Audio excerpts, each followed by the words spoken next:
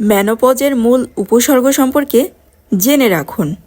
Menopause অর্থাৎ বাংলায় যাকে বলা হয় রজনীবৃতি।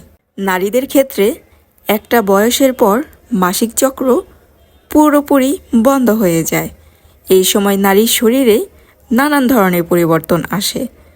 তাহলে আসুন মেনোপজের মূল উপসর্গ সম্পর্কে জেনে রাখা যাক।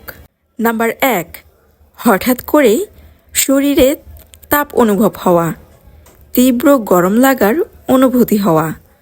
2, বিরক্তি হওয়া অথবা মেজাজের হঠাৎ পরিবর্তন হওয়া।